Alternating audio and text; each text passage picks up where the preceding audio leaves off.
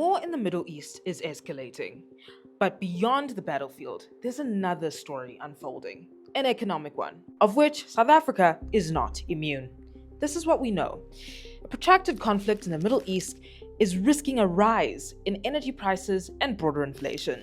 Iran can close various waterways, very narrow waterways, like the Straits of Tiran and the Bab el-Mandeb Strait, and they have done so, I think, already. So about 20% of the world's oil trade was going through those narrow channels, and now they have to find another way. As I said, I think the price of oil is going to shoot up as production decreases, and that has a knock-on effect. So let's break this all down. The thing everyone is panicking over is this part of the global map.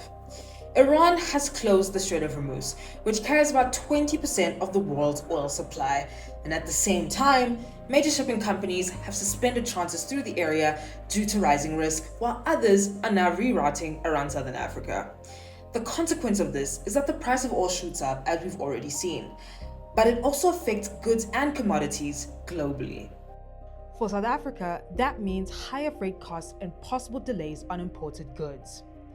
Industries that rely on global shipping networks could also face disruption.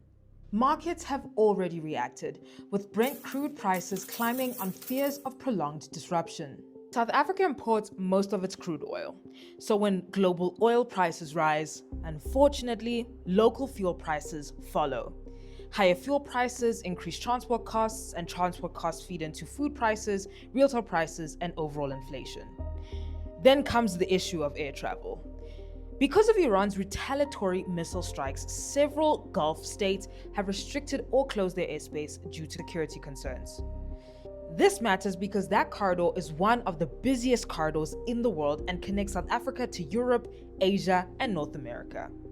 Air cargo moving through these same hubs is also disrupted, which tightens global supply chains almost immediately. This conflict may be unfolding far from our borders, but closed airspace, disrupted shipping lanes, and volatile oil markets are reshaping the global economy in real time. For South Africans, the impact could soon be visible in the petrol pump, in airfare prices, and the cost of everyday goods. The war is regional, but the economic consequences are global, and they are already in motion.